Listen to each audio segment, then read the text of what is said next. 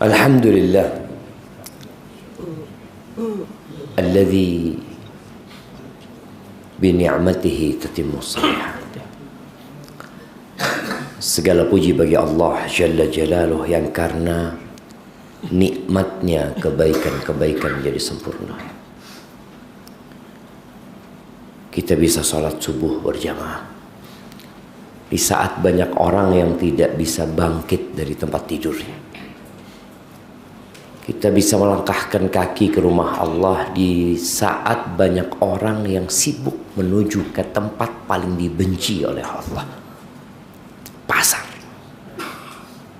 Di saat kita ramai di sini, ada tempat lain yang juga ramai.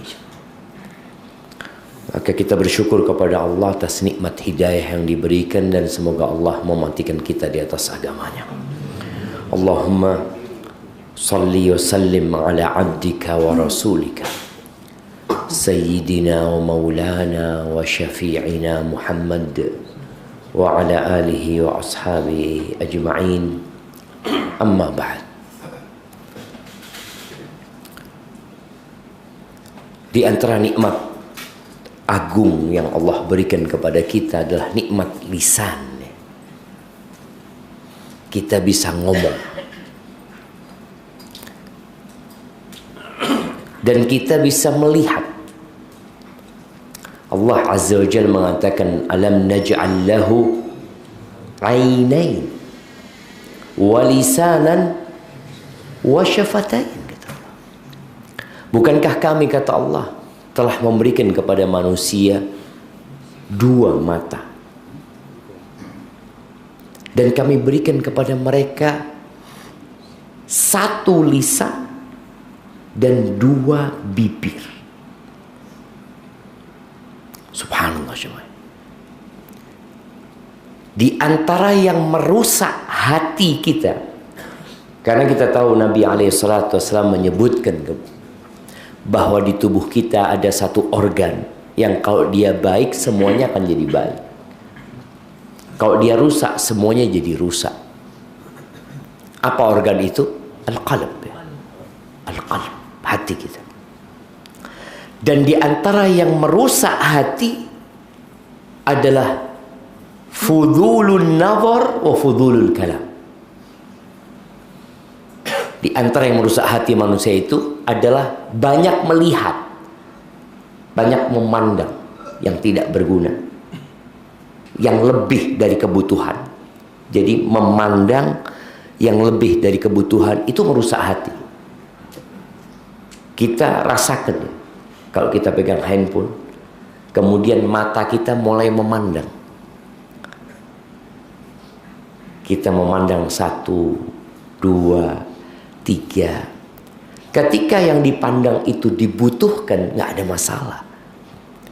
Tapi kalau sudah lebih dari kebutuhan, rusak. Yang rusak bukan mata kita, hati kita yang rusak. Begitu pula dengan lisan ini. Ketika Allah menyebutkan nikmat lisan, Allah tambahkan dengan dua bibir. Karena ternyata memang orang kalau punya lisan tanpa bibir, gimana coba? Bibirnya robek, dia nggak bisa ngomong dengan bagus. Gimana kalau ternyata kedua bibirnya nggak ada?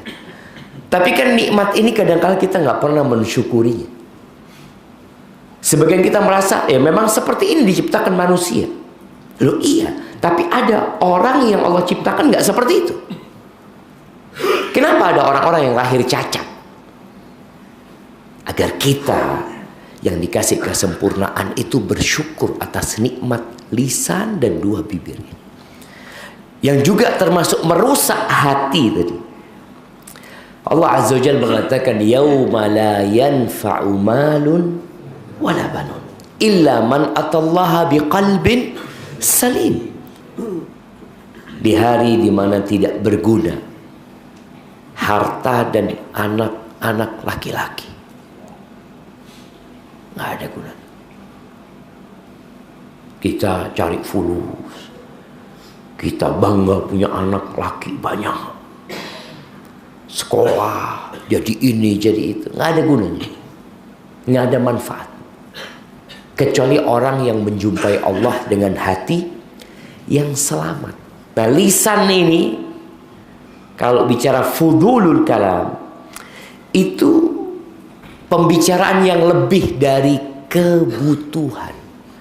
Tidak butuh kita ngomong itu sebenarnya. Tapi kenapa engkau ngomong? Ahibati fillah, Allah ciptakan lisan ini dengan tugas yang banyak sebenarnya. Apa definisi iman? Iman. Kita belajar tentang iman. Apa definisi iman? Nah, iman itu apa jemaah? Nah, fadhal. Keyakinan. Baik, itu salah satu unsur iman.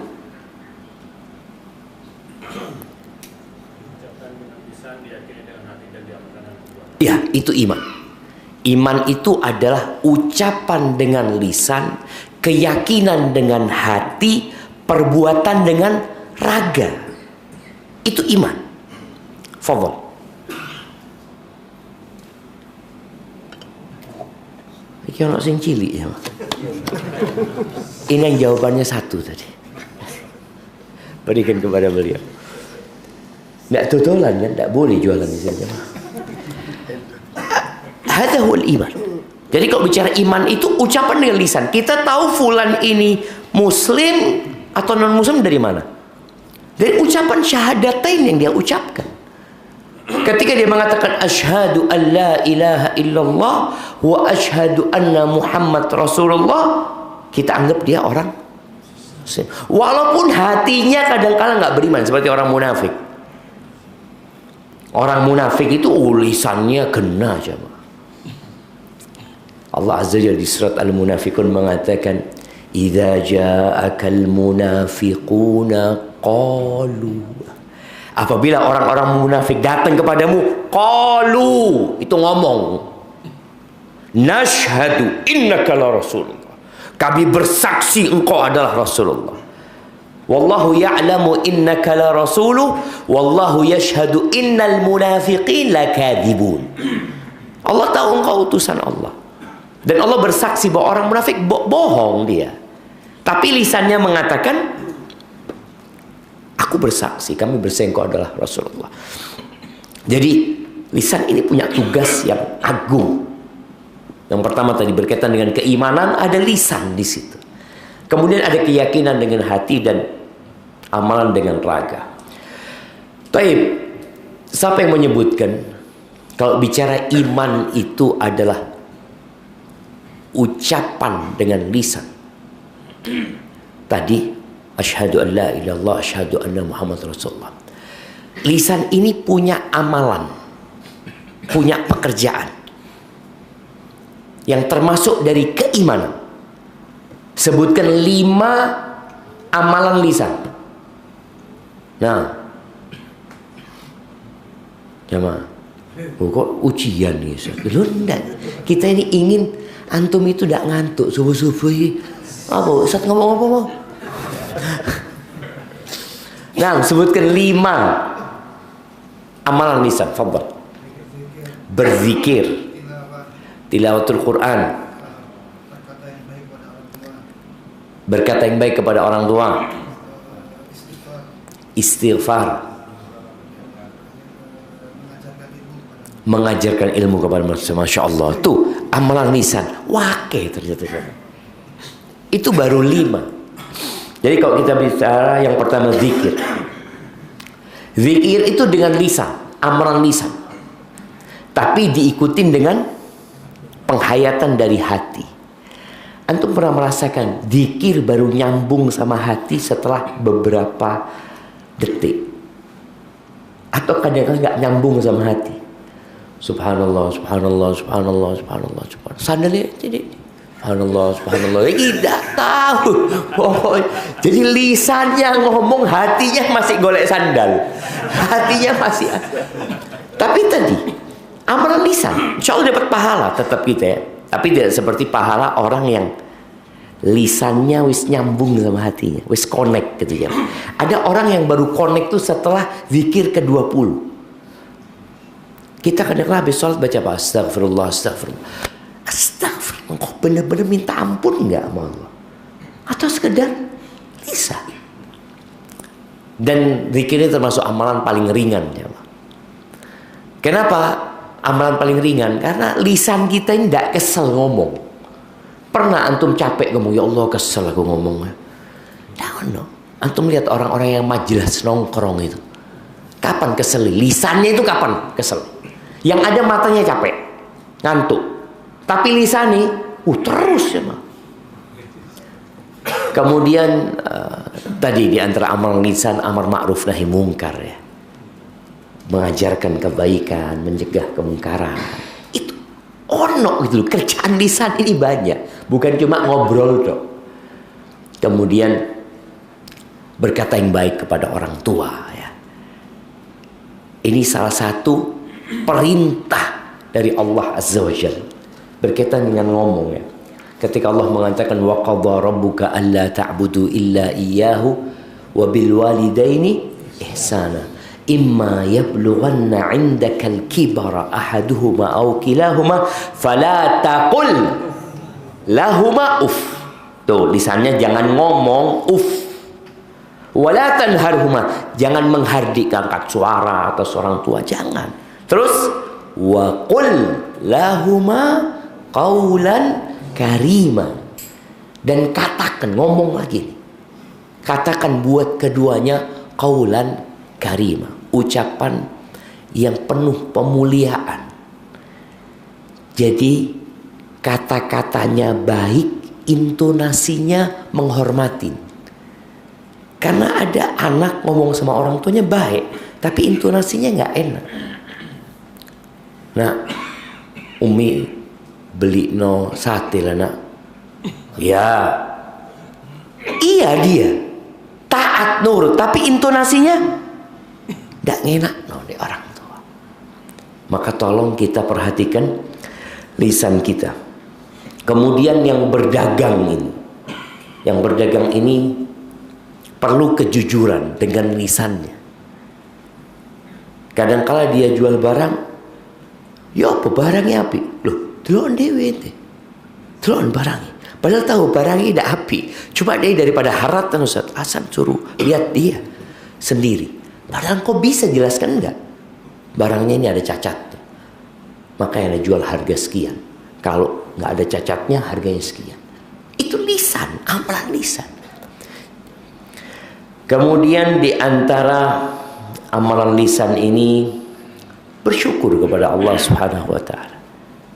Ketika antum selesai maka nyatakan alhamdulillah allazi at'amani wa saqani wa ja'alani minal muslimin. Ini termasuk amalan lisan. Ahibati fillah, semua yang diucapkan manusia itu dicatat. Antum ngomong apa saja. Di surat Qaf ayat 18 Allah mengatakan ma yalfidhu min qaulin illa ladaihi raqibun atid.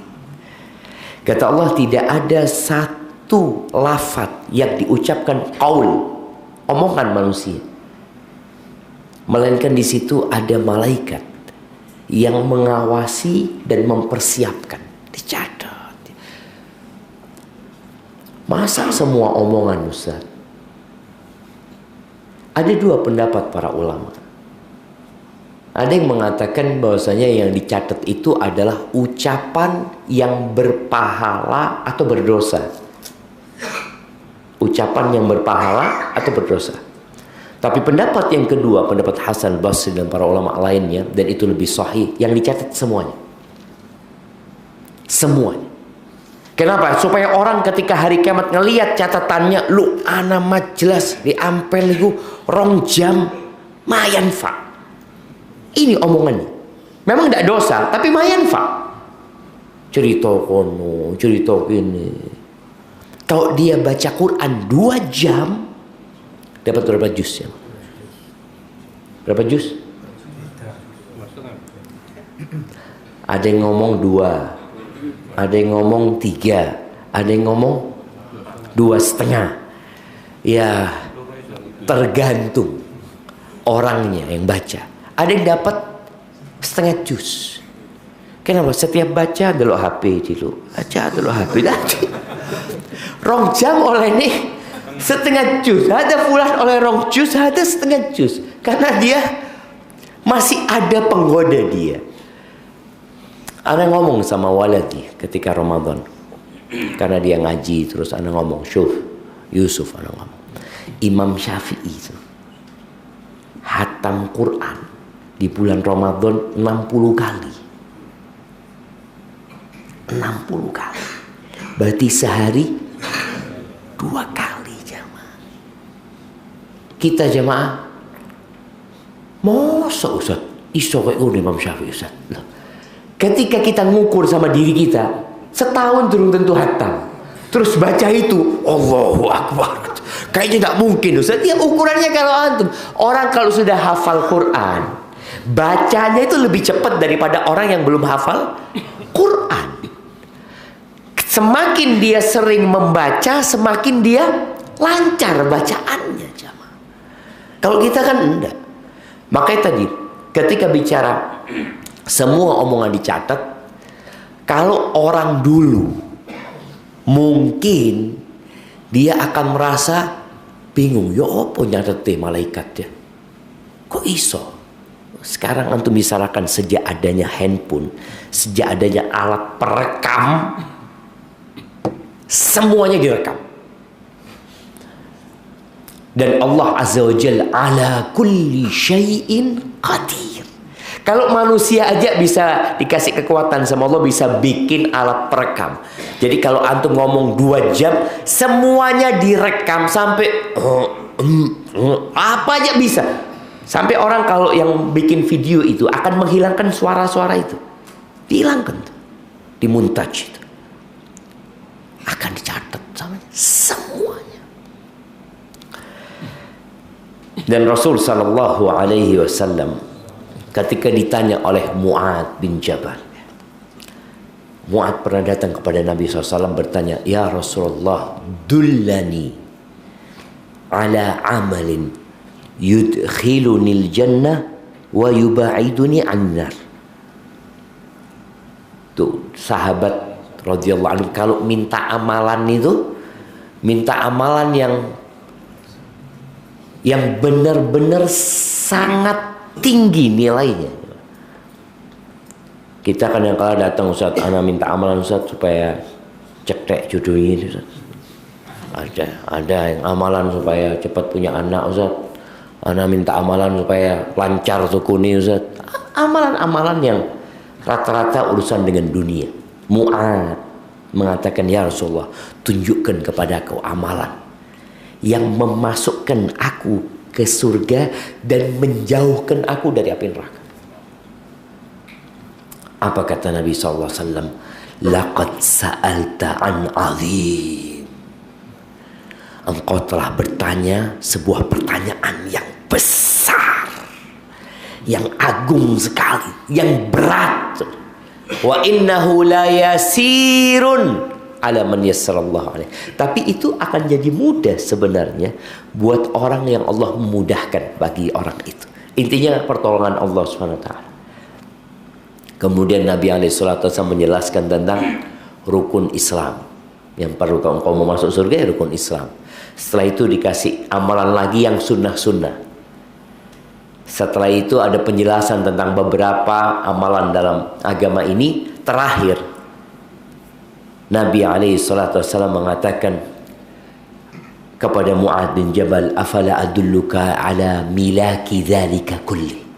Engkau mau enggak aku kasih amalan yang mengumpulkan semuanya yang tadi udah dijelasin itu. Artinya insya Allah selamat masuk surga, dijauhkan dari neraka. Iya, bala ya Rasul, tentu ya Rasulullah, kata dia. Beliau alaihissalam mengeluarkan lisannya, memegang lisannya. Beliau mengatakan, "Kuffa alaika hadza." Jaga lisan. Tahan. Untuk ngomong itu nahan, disuruh nahan diri. Karena orang itu kalau ngomong enak aja. Orang kalau cerita, raksya, ya, ini itu, bergurau, sana sini enak. Kata Nabi SAW, kufa alaika. Tahan lisanmu. Heran buat jemaah. Lalu dia mengatakan, ya Rasulullah, alaika salatu wassalam ya Rasulullah. Wa inna la mu'akhaduna bima natakallamu bihi. Apakah kita akan dihukum gara-gara omongan kita? Kan kadang-kadang orang berpikir doanya cuma soft Ustaz. Enggak tenang Ustaz. Anak kan enggak mukul Ustaz, cuma ngomong. Kadang-kadang seperti itu. Apa kata Nabi SAW? Sakilatka ummuka ya Mu'ad. Ini kalau arti secara bahasa, ibumu kehilangan engkau Mu'ad. Maksudnya teguran keras buat Mu'ad. Tentang masalah omongan ini kok Mu'ad nggak sampai sana gitu loh ilmunya itu. Sakilatka ummuka ya Mu'ad wa hal yakubun nas fin nari ala wujuhim aw qala ala manakhirihim illa hasaidu alsinati. Mu'ad, orang-orang yang tersungkur di atas wajahnya, di hidung mereka, di dalam neraka, banyak orang yang masuk neraka itu tidak lain hanya gara-gara hasil dari omongan mereka. Omongan mereka. Maka jangan sampai kita ini rajin sholat, rajin puasa, rajin bersodakoh, tapi tidak jaga lisan kita, bisa jadi neraka tempat kita. Di hadis Abu Hurairah radhiyallahu taala anhu, ada sahabat yang bertanya kepada Nabi SAW tentang fulana. Ada fulana ya Rasulullah, taqumul lail wa tasumun nahar wa tatasaddaq. Ada fulana ya Rasulullah rajin sholat malam. Jadi bukan sholat 5 waktu lagi. Kalau dari penjelasan Nabi SAW kepada Mu'ad tentang sholat 5 waktu yang masuk rukun Islam, kemudian tentang sholat malam, perempuan ini sudah sholat 5 waktu plus sholat malam. Kemudian tasumun nahar, rajin puasa sunnah. Orang kan berpikir kalau rajin puasa sunnah akan masuk surga dari pintu mana? Ar-Rayyan, Masya Allah. Wa tatasaddaq, rajin sodakoh, akan masuk dari pintu mana? Pintu sodakoh dia. Cuma masalahnya dia itu ya Rasulullah, tu'zi jiradaha bilisaniha. Ngomong pedas. Dia menyakitin tetangganya bukan dengan fisiknya. Enggak. Bilisaniha, untuk memberikan penjelasan cuma dengan lisannya. Gimana orang ini? Para sahabat ingin tanya gitu. Karena banyak masyarakat yang seperti itu, atau adalah yang seperti itu. Kata Nabi alaihi salatu wassalam, la khaira fiha hiya finnar. Tidak ada baiknya tuh perempuan, neraka tempatnya. Karena memang Nabi alaihi salatu wassalam menjelaskan kepada Mu'ad, yang dapat menyelamatkan engkau itu jaga lisanmu gitu. Gunakan lisanmu untuk ibadah-ibadah yang tadi dibahas gitu loh. Tapi dijaga jangan sampai menyakitin orang gitu. Ahibati fillah, Nabi alaihi salatu wasallam ketika menyebutkan muslim, orang Islam ya tentunya yang menjalankan rukun Islam. Tapi bagaimana muslim itu hidup bermasyarakat? Kata Nabi alaihi salatu wasallam, al-muslimu man salimal muslimuna min lisanihi wa yadihi. Muslim itu adalah orang yang menjaga lisannya, yang orang lain selamat dari gangguan lisannya dan tangannya. Dia tidak membuli orang lain, tidak secara verbal, tidak secara fisik. Kita ini sekarang hidup di zaman bullying ya. Sebenarnya bullying itu bermula dari rumah.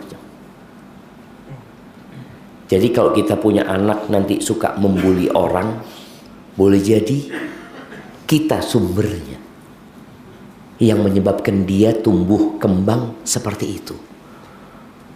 Karena kita suka membuli dia, kita suka merendahkan dia. Maka tolong orang tua ini kalau ngomong sama anaknya yang positif. Kenapa kita kok harus merendahkan dia di depan saudara-saudaranya kadang-kadang? Enggak usah soft talk gitu loh. Oh, ini pancen ndak iso ngaji. Kadang-kadang seperti itu coba. Orang tua sendiri ngatakan gitu. Aduh, ini ndak bisa baca sampai sekarang ini.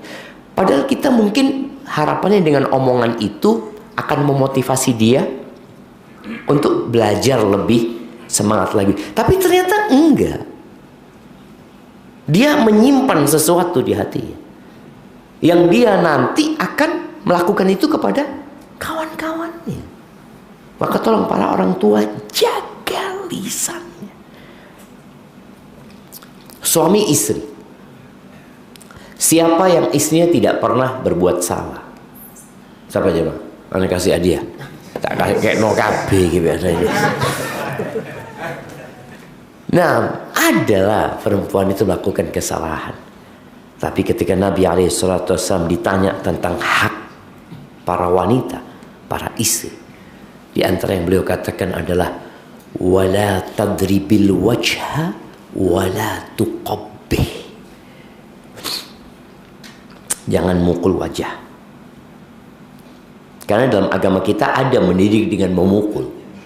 Tapi kata Nabi SAW, jangan memukul wajah. Yang kedua, jangan menjelek-jelekkan istrimu. Wala tuqabbih. Kita ini kadang-kala merendahkan istri kita.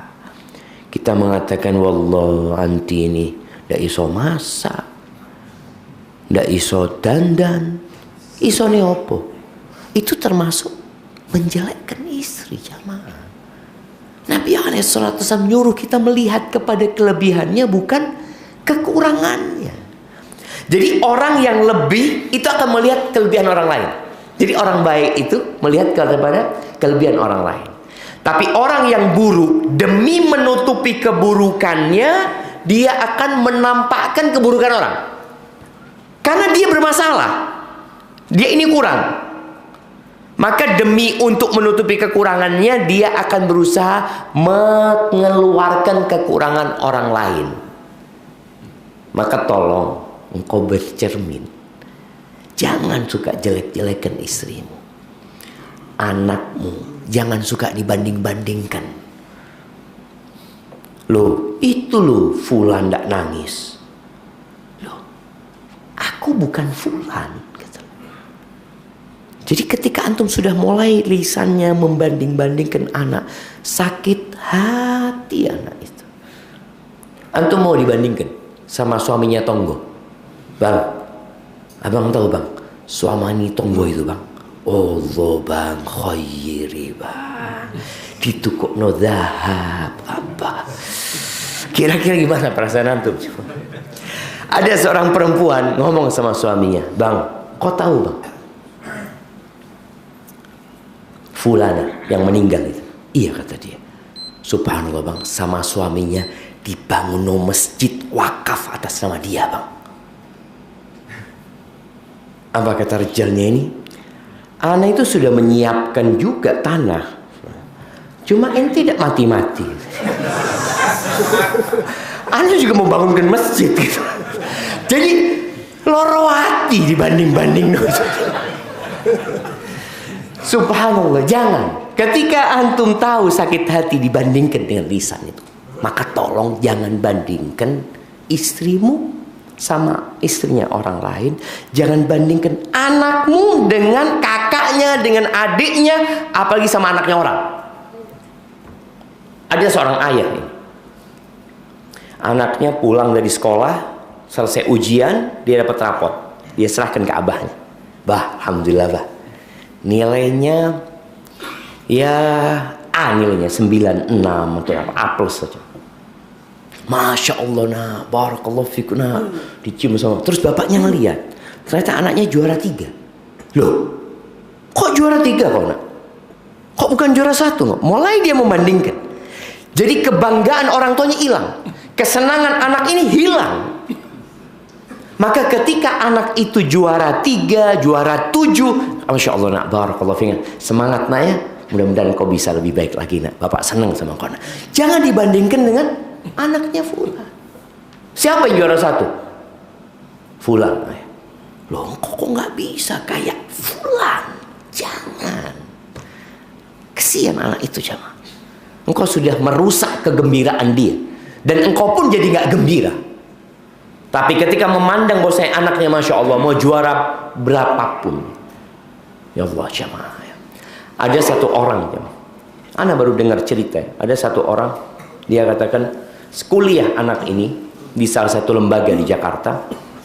Dia itu kuliah di dakwah, dia itu juara terakhir, sampai bingung sekolahannya ini mau dikirim kemana anak ini, mau dikirim kemana, karena dilihat secara kemampuan, aduh sih, kalah sama yang muridnya kalau nggak salah 30 atau berapa, dia pokoknya nomor 30, nomor terakhir. Akhirnya sama gurunya sebelum dikirim ke Papua untuk berdakwah. Gurunya ngomong, nah, engkau jangan tinggalkan zikir pagi dan petang, nak. Berangkat terus, berangkat. Orang yang berdakwah Papua itu sama kepala-kepala suku itu mesti dikirimi sihir, dicoba sama dia terus, dan subhanallah jaga orangnya, Allah jaga. Hanya kepala-kepala suku itu datang ke orang ini, tanya, apa amalan kamu? Kok nggak tembus sihirnya? Ya kalau kamu mau ya silahkan masuk Islam dulu. Masuk Islam, jemaah. Artinya orang yang paling rendah secara akademik ya, mungkin hafalan dia rendah, ternyata Allah kasih barokah di tempat lainnya gitu. Jadi kita jangan pernah membandingkan anak kita sama anak siapapun. Dan anak kita, kakak beradik, jangan dibandingkan adik sama kakaknya. Semua punya kelebihan masing-masing. Maka tolong lisan kita dijaga. Al-muslim man salimal muslimuna min lisanihi wa yadihi. Itu orang Islam. Yang orang lain selamat dari omongan dia, gangguan dengan lisannya atau gangguan dengan fisiknya. Dan Nabi alaihi salatu wassalam bersabda, "Man kana yu'minu billahi wal yaumil akhir falyaqul khairan aw liyasmut." Barang siapa yang beriman kepada Allah dan hari akhir, maka hendaklah dia berkata yang baik atau diam. Para ulama ya membagi omongan itu jadi 4. Ini hadisnya menyebutkan barang siapa beriman. Yang tidak beriman, fadl, ngomong terserah kamu. Tapi yang beriman dengan Allah dan hari akhir. Kenapa jemaah, ini ada pertanyaan lagi. Kenapa seringkali di dalam Al-Quran dan di dalam hadis-hadis Nabi SAW digabungkan beriman kepada Allah dan hari akhir? Kok bukan beriman kepada Allah dan malaikatnya dan rasul dan kitab-kitabnya dan rasulnya dan hari akhir? Yang sering digabungkan itu man kana yu'minu billahi wal yaumil akhir. In kuntum tu'minuna billahi wal yaumil akhir. Wa minan nasi may yaqulu amanna billahi wa bil yaumil akhir. Digabungkan beriman kepada Allah dan hari akhir. Apa penyebabnya? Ya, siapa yang mau jawab? Bismillah.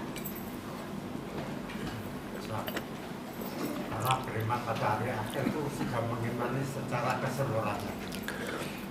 Karena beriman dengan hari akhir itu mewakili keimanan kepada semuanya. Boleh. Nah, yang lainnya. Karena dengan keyakinan beriman kepada yang akhir akan membawa dirinya takut akan pembahasan dengan dunia. Masya Allah, Masya Allah. Barakallahu fikum. Sahih. Iya. Fadhal. Ya, beriman dengan hari akhir ini jamaah. Tadi dia juga mencakup keimanan dengan yang lainnya, dengan banyak hal sebenarnya. Tapi tadi yang disebutkan beriman dengan hari akhir itu menjadi motor penggerak kita beramal. Sekarang kenapa kita datang sholat subuh coba? Dapat apa tuh? Dapat roti Maryam keluar nanti. Kasih roti Maryam, kasih gulai, fadl. Akhirnya datang kajian. Disediakan apa Amar? Disediakan apa orang-orang itu? Kopi. Ada apa capek-capek kalau cuma mau ngopi aja, di rumah zen ngopi seperti itu sama Harif sama anak-anak.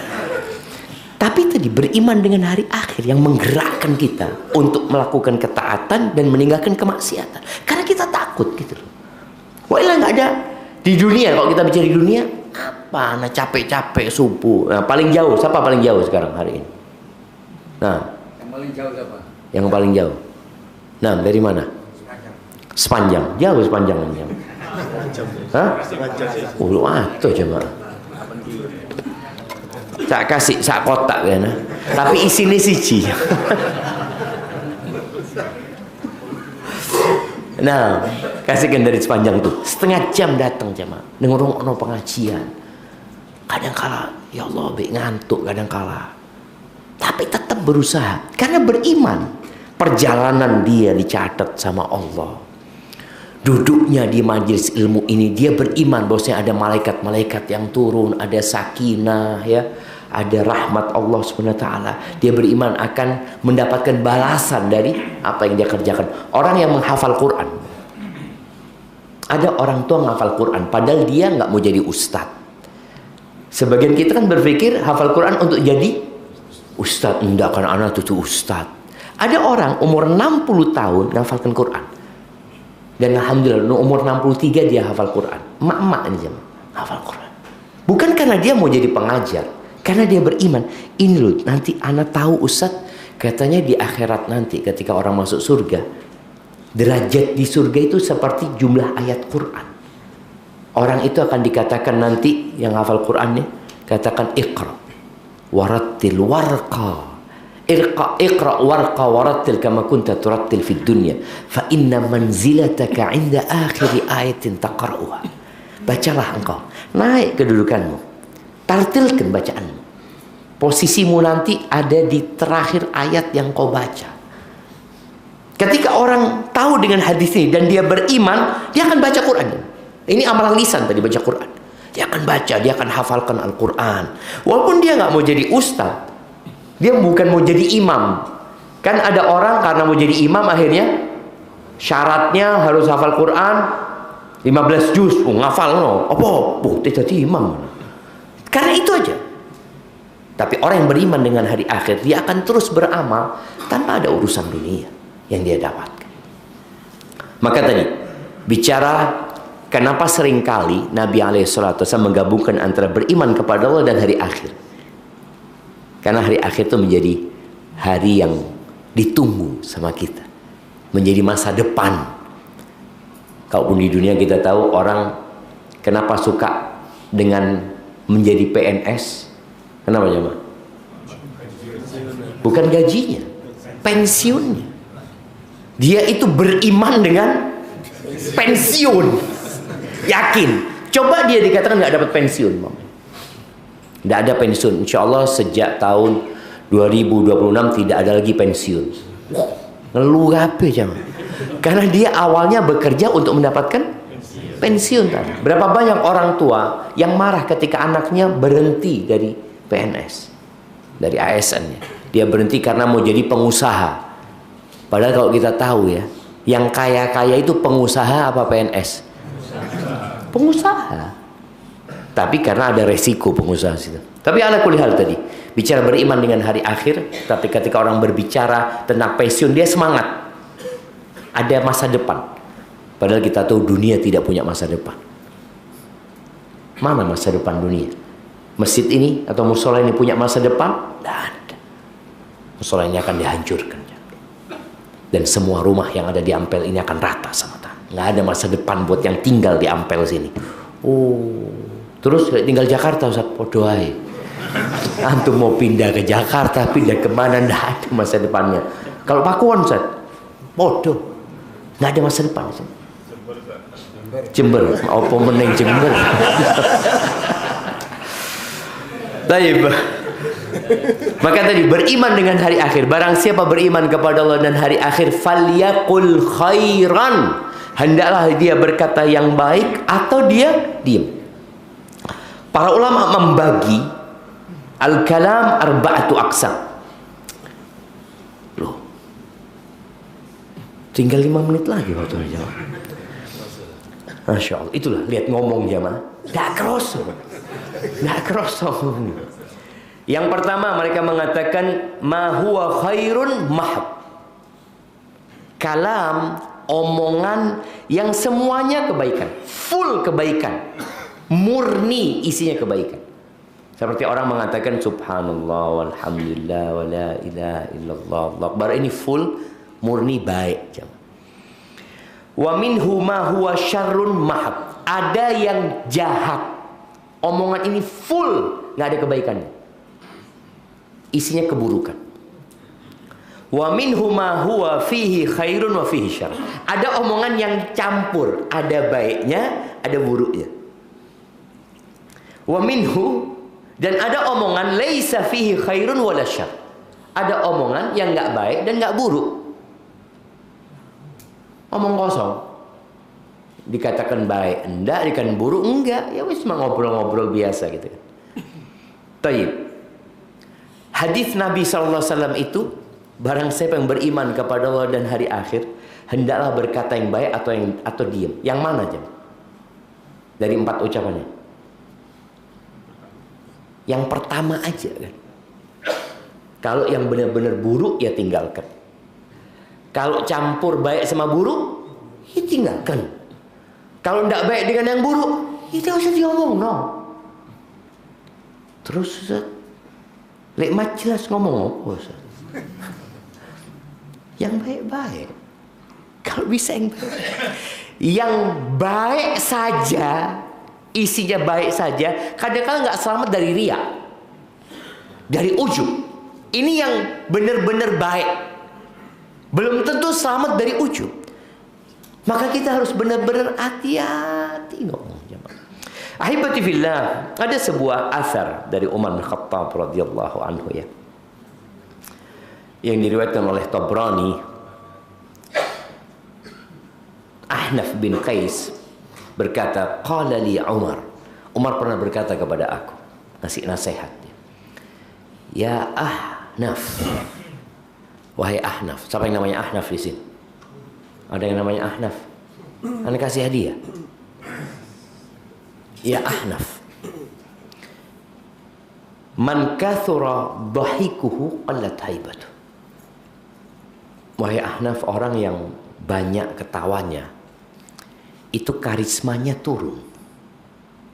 Orang yang banyak ketawa, karismanya itu turun. Waman mazaha ustukhiffa bih. Siapa yang sering kuyon, sering kurang, akhirnya diremehkan sama orang. Waman kathura kalamuhu kathura saqatu. Barang siapa yang banyak ngomong, maka banyak salahnya. Yang banyak ngomong, makanya ustadz itu rawan salah, karena banyak ngomong. Apalagi kalau omongan itu omongannya tadi, orang itu sekapan orang tuh ngobrol biasanya. Nih buat suami-suami ya, nasihat. Nabi SAW itu membenci tidur sebelum Isya dan ngobrol setelah Isya. Orang biasanya ngobrol kapan? Batal Isya. Kafe-kafe itu buka kapan? Malam. Nabi membenci. Karena orang kalau tidur sebelum Isya takut-takut ketiduran nggak sholat Isya dia. Oh nanti anak insya Allah sholih jam berapa? Ya insya Allah lah jam 11-an lah. Tahu-tahu bangun adzan subuh, ya Allah Subuh ternyata. Orang yang ngobrol setelah Isya itu kapan berhentinya? Kapan berhenti? Ya subuh bisa. Subuh. Maka kadang-kala anak lihat, tidak tahu di sini ya. Di Jember itu kadang-kala anak naik kereta jam atau pulang ya, nyampe Jember jam 2 malam ya. Itu di alun-alun sih mat jelas orang-orang itu jamaah. Mulai ba'dal Isya sampai subuh. Nggak ente bahan yang diomongkan. Kita ceramah saja bul, apa meneng gitu ngomong gitu. Ini dari ba'dal Isya sampai subuh nggak ente bahannya. Itu. Maka barang siapa yang para suami ini usahakan ba'dal Isya pulang ke rumahnya. Majelis sudah cukup. Nabi SAW itu tidur habis Isya. Orang yang tidur ba'dal Isya, ya dulu kita, inilah yang ami-ami ini ya. Yang ami-ami ketika masih belum ada TV ya. Ba'dal Isya ngapain? Kalau dia nggak majelis, dia akan tidur. Tapi kalau sekarang nggak majelis, nonton. Ini tadi termasuk yang kelebihan memandang, nonton nggak berguna ya. Orang kalau dulu sebelum ada remote, anak ingat sebelum ada remote TV itu ya. Kalau suruh ganti itu suruh jalan. Duduk. Aduh, kode api, berdiri lagi. Sekarang nggak ono, lunggu wis. Pegang remote sampai stroke. Karena dia nggak gerak sama sekali, maaf Ibas. Duduk, nggak ada gerak maju mundur jemaah. Maka usahakan yang di rumahnya suka nonton itu nggak pakai remote. Jadi berdiri, mencet. Sampai kesel ndak tenis. Maka tadi usahakan para suami ini ba'dal Isya jangan ngobrol. Kalau ada kerjaan, selesaikan pekerjaan. Tapi kalau sudah ngobrol, nggak ada habisnya, jemaah. Nggak ada habisnya. Dan tadi banyak salahnya. Cuma kan kita belum ada yang menyalahkan kita. Karena kita ngobrol, emak-emak ini juga biasanya. Ngobrol sama sohib kita. Yang nggak ada orang lain. Kan cuma kita berdua. Ngobrol, ini ngobrolin fulan. Riba mungkin ya. Nggak kelihatan salahnya. Tapi terus dicatat ya malaikat. Terus dicatat. Terus 2 jam untuk ngobrol. Kira-kira berapa salahnya tuh? Banyak salahnya. Oh enggak Ustaz, anak isinya dari tadi ngobrol sama fulan. Qala Allah, qala Rasul. Ini qala Allah, qala Rasul. Wa man kathura saqatuhu qalla haya'uhu. Akhirnya orang kalau banyak salah, rasa malunya itu berkurang. Akhirnya ngomongin enggak. Ya, lupa dia dengan posisi dia. Malunya hilang. Wa man qalla haya'uhu qalla wara'uhu. Barang siapa yang rasa malunya berkurang, maka waroknya akan berkurang. Warok itu meninggalkan sesuatu yang tidak berguna di dunia sebenarnya. Akan berkurang. Karena dia dari banyak ngomong tadi, akhirnya dia banyak melakukan hal-hal yang nggak berguna. Lah buat dunia, wala buat akhirat. Buat dunianya nggak ada manfaatnya. Cuma kesenangan hatinya ya. Kita tuh ngobrolin orang jamaah, seneng jamaah. Enak, ada lazah ya, ada kelezatan.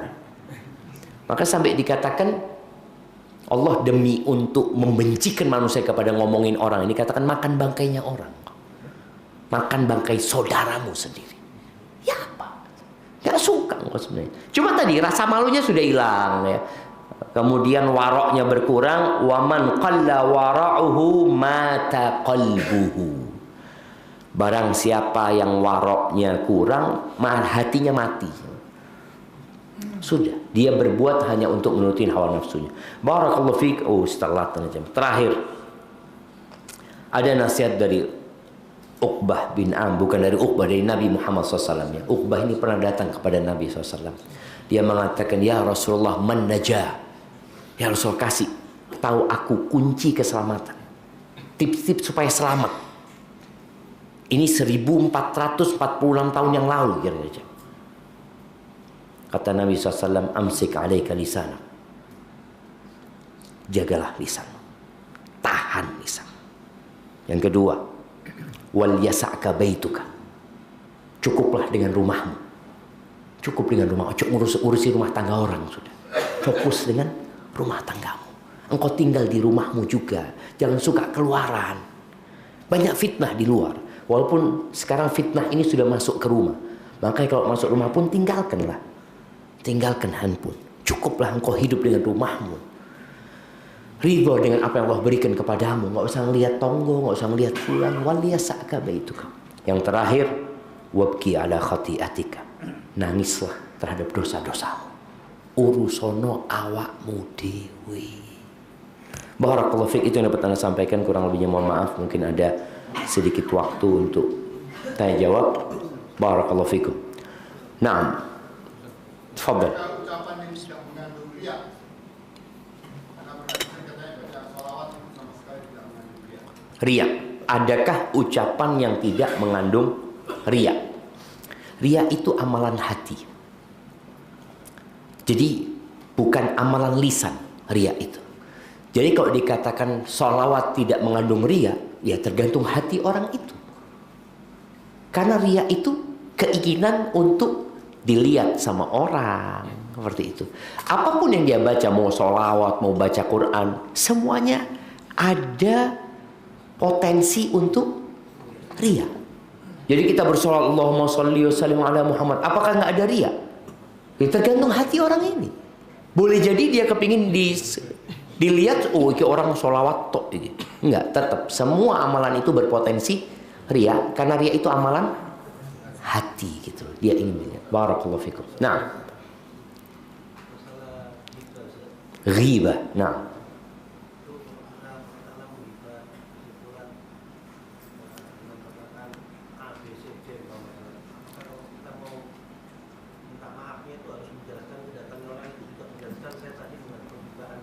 barakallahu fiik. Siap. Artinya bagaimana cara menebus dosa ghibah ya? Karena kita tahu ghibah ini termasuk dosa besar jemaah. Dosa lisan yang ngomongin orang, akhirnya kita merendahkan kehormatan seorang muslim ya. Yang taubatnya nggak cukup dengan menyesali, meninggalkan dan tidak niat untuk tidak mengulangi. Karena berurusan sama orang perlu ada minta maaf, minta dihalalkan sama dia. Bagaimana cara kita minta maaf sama fulan? Kalau fulan tahu kita ghibahin, kita datang dan kita sebutkan. Karena kadang-kala ada yang mindah omongan. Kita awalnya ngomong sama fulan, terus dipindah. Akhirnya fulan jadi tahu kita ghibahin fulan. Maka datang minta maaf, ana ghibahin antum. Apakah perlu disebutkan? Nggak harus. Tapi ana ghibahin antum. Karena dia tahu sudah kita ghibahin dia, maka kita minta maaf sama dia. Nggak perlu nyebutkan tentang ini, nggak perlu. Karena hanya akan menambah sakit hati dia. Kalau dia nggak tahu, jangan sebutkan. Datang aja minta maaf. Ana minta maaf ya, kayaknya ana punya banyak salah sama antum ya. Barakallahu fiik. Soalnya kalau kita ngomong ana pernah ghibahin antum, hubungan yang awalnya baik jadi rusak. Maka tetap kita minta maaf tanpa menyebutkan ana ghibahin antum. Tapi kalau kita ngambil barangnya dia, balik no. Ojo anak itu sone be antum ya, padahal kita ngambil itu harus balik no gitu. Barakallahu fikum. Nah. Yang tanya Usman Drama. Masya Allah, barakallahu fikum. Bagaimana membedakan antara qaul haq wal kalam murad dan yakin? Bagaimana membedakan antara ucapan kebenaran yang pahit ya dengan menyakiti? Yang pertama perlu dilihat niat kita. Innamal a'malu binniyat. Kemudian yang kedua, cara menyampaikan. Karena ada orang menyampaikan kebenaran nyakiti. Padahal dia bisa dengan cara yang santun seperti itu ya. Umpamanya ngasih tahu orang nih, anak akan sampaikan kebenaran, fulan berbuat salah di depan orang lain. Itu menyakiti. Padahal ucapannya hak. Tapi karena tata caranya tidak santun, tidak hikmah, engkau tidak mengatakan kebenaran. Atau tetap dia mengatakan kebenaran, tapi caranya nggak benar gitu loh. Al-Imam Syafi'i mengatakannya, ta'ammaddi binushika finfiradin Wa jannibni nasiha fil jamaah. Kata Imam Syafi'i, ini Imam Syafi'i sekelas Imam Syafi'i. Engkau kalau mau ngasih nasihat ana, tolong ketika ana sendirian. Hindari ngasih nasihat ana di depan jamaah, depan orang. Fa innan nusha bainan nasi nau'un minat taubihi la ardut sima. Karena engkau kalau ngasih nasihat kepada ana di depan orang, itu pelecehan. Itu pelecehan dan aku nggak mau denger gitu loh. Maka tadi ketika engkau ingin mengatakan kebenaran, tata caranya harus benar, niatnya harus baik. Itu kita bisa membedakan. Walaupun kalau kita ngasih tahu orang, rata-rata orang itu kalau dikasih tahu ya sakit hati gitu loh. Tapi kalau cara kita baik, paling enggak dia tahu kalau ana ini sayang sama antum. Boleh jadi kita ngomongnya seperti Nabi SAW waktu mau ngasih nasihat Mu'ad bin Jabal ya. Beliau mengatakan, wallahi ya Mu'ad inni uhibbuk. Demi Allah aku cinta sama kau Mu'ad. Engkau amalkan ini ya.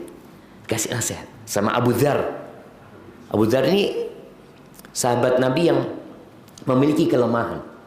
Maka Nabi SAW mengatakan kepada Abu Dzar, ya Abu Dzar, wallahi inni uhibbuk. Wahai Abu Dzar, aku cinta sama engkau. Jangan pernah engkau menjadi pemimpin, walaupun kepada 2 orang. Jangan mau. Itu karena tahu engkau nanti bermasalah gitu. Oh cuis. Maka kita pun ya tadi jangan di depan orang ngasih nasihatnya, antara kita sama dia. Jadi ucapan kebenaran kalau caranya benar, niatnya baik, insya Allah jadi baik. Barakallahu fikum. Nah, ya. Terkait dengan Imam Syafi'i yang menghatamkan Al-Quran sehari 2 kali. Allahumma salli wa sallim ala nabiyina. Anda menyampaikan sebaiknya tidak menghatamkan Al-Quran Kurang dari 3 hari. Iya, ini banyak ditanyakan ya. Al-Imam An-Nawawi membahas hal itu ya dalam kitabnya Tibyan, dan juga kalau nggak salah Ibnu Rajab dalam kitabnya Lataiful Ma'arif ya.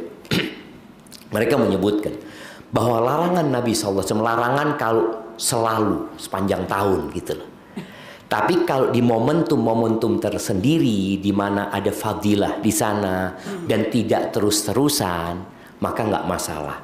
Kenapa? Karena terbukti para ulama ngamalkan seperti itu. Tapi jangan tiap hari kita hatam, ya enggak. Kita kalau bisa ya paling cepat 3 kali atau 3 hari sekali ya kita hatam di hari-hari biasa. Tapi di momentum yang sangat mulia, yang biasanya memang orang itu akhirnya tidak bekerja, dia fokus cuma dengan Quran, seperti orang itikaf. Ya wis, nggak ngapa-ngapain dia, ya fokus baca Quran seperti itu. Barakallahu fikum. Nah, Setelah tadi membahas tentang masalah membandingkan, iya. apakah termasuk membandingkan kalau kita menasihati keluarga dengan mengambil kisah-kisah para nabi, para sahabat? Karena kadang-kadang mereka mengatakan, loh, aku membandingkan, itu kan sahabat ya. Gimana? Iya, jadi bahasa membandingkan itu tergantung bagaimana kita menyampaikannya. Kalau kita cerita tentang para sahabat Nabi, cerita para nabi seperti itu, dan Allah menyuruh kita faksusil, ceritakan cerita itu. Di situ ada pelajaran, bukan membandingkan. Bahasanya itu bukan membandingkan, karena nggak mungkin dibandingkan sama Nabi Muhammad SAW, dibandingkan sama Abu Bakar. Kalau orang tuh awakmu itu kok iso kayak Abu Bakar, ya salah orang tuanya. Tapi kalau kita cerita tentang Abu Bakar kepada anak kita, cerita biar dia menyimpulkan, bukan kita membandingkan dia sama Abu Bakar. Jadi tata cara menceritakannya, umpamanya kita cerita tentang Bilal bin Rabah ya. Bilal bin Rabah, Masya Allah nak, Bilal bin Rabah itu setiap kali batal wudhu dia akan berwudhu ya, kemudian dia akan sholat. Masya Allah, sudah kayak gitu ceritanya. Tapi kalau kita mengatakan engkau itu harus kayak Bilal nak, lu sopo, aku sopo Bilal pak. Maka itu cara menyampaikannya saja. Barakallahu fikum. Nah, definisi riba itu menyebutkan dengan nama atau tidak menyebutkan? oke, definisi riba itu menyebutkan dengan nama atau tidak. Nabi SAW ketika menyampaikan tentang riba, beliau mengatakan dzikruka akhaka bima yakrah. Engkau menyebutkan tentang saudaramu apa yang dia tidak sukai, itu riba. sesuatu yang ada pada dia dan dia nggak suka diomongin hal itu riba. Taib. Berarti akhoka, saudaramu, orang itu diketahui nama atau inisial. Kita ngomong sama fulan, syuf ya, ana ini mau cerita, ana nggak mau sebut nama, tapi antum tahu semua kan? Itu, ya bodoh ae, nggak sebut nama tapi semuanya tahu, itu riba. Tapi kalau kita nyebutkan kepada syuf, ada fulan, mereka nggak tahu. Kita menyebutkan ini hanya untuk diambil pelajarannya, itu nggak masalah.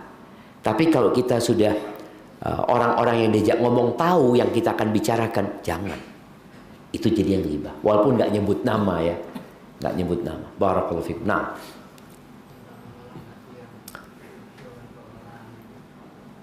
tentang amalan hati,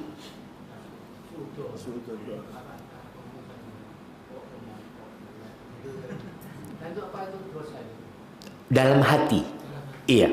Begini, berkaitan dengan suudzon, Allah Azza wa Jalla mengatakan, ya ayyuhalladzina amanu ijtanibu katsiran minadh-dhonn inna ba'dadh-dhonni itsm. Jadi ketika orang berprasangka buruk kepada orang lain ya, maka dia akan jadi berdosa nantinya kalau dia nggak tahan. Kan ada omongan hati yang kita tahan, enggak, insya Allah fulan enggak seperti yang aku sangkakan. Karena orang kalau sudah suudzon, nanti akan berlanjut suudzon ini. Allah Azza wa Jalla ketika mengatakan, ya ayyuhalladzina amanu ijtanibu katsiran minadh-dhonni inna ba'dadh-dhonni itsm wa la tajassasu wa la yaghtab ba'dukum ba'dha. Biasanya dari suudzon itu, kalau kita ikutin dengan mencari tahu, coba tak kolek taruh ya, betul enggak fulan seperti yang aku sangkakan, di sini akan jadi berdosa buat dia. Tapi kalau suudzon dia tahan, maka aman. Maksudnya dia tahan, berusaha untuk berhusnudzon sama orang itu. Jangan sampai keluar di lisan nanti ngomong. Kadang-kadang mamanya kita ngomong, uang lagi ngomong, terus kita ketemu sohib, inti fulan. Aduh. Dari suudzon, itu mulainya dari mana? Dari suudzon. Seperti itu. Barakallahu fikum. Kemudian jamaah, ada lisan, ada tulisan. Tulisan sama jemaah. Malah tulisan ini kita nyatet dewi. Kalau lisan ikut dicatat malaikat, tulisan antum nyatet dewi. Antum nyatet sendiri amalan antum. Tulis. Artinya lebih bahaya lagi. Kalau lisan kadang-kala hilang. Wis mari omongan nih. Orang itu mati, selesai. Tapi kalau tulisan, wallah antum mati 20 tahun yang lalu, kadang-kadang tulisan itu masih ada. Maka hati-hati dengan tulisan. Karena masanya berbeda. Di masa lalu itu nggak semua orang bisa menulis. Tapi di masa sekarang, semua orang bisa nulis. Dia ngomong, alhamdulillah Ustaz, ana nggak banyak ngomong sekarang Ustaz. Ana kalau komentar nulis. Ya iya komentar nulis. Barakallahu fiik, sudah jam 6 lewat 3 jamaah, itu yang dapat Anda sampaikan. Kurang lebihnya mohon maaf, yang benar dari Allah Azza wa Jal, yang salah dari diri Anda pribadi. Allah dan Rasul terbebaskan dari kesalahan itu. Subhanakallahumma bihamdika asyhadu an la ilaha illa anta astaghfiruka wa atubu ilaik. Assalamualaikum warahmatullahi wabarakatuh.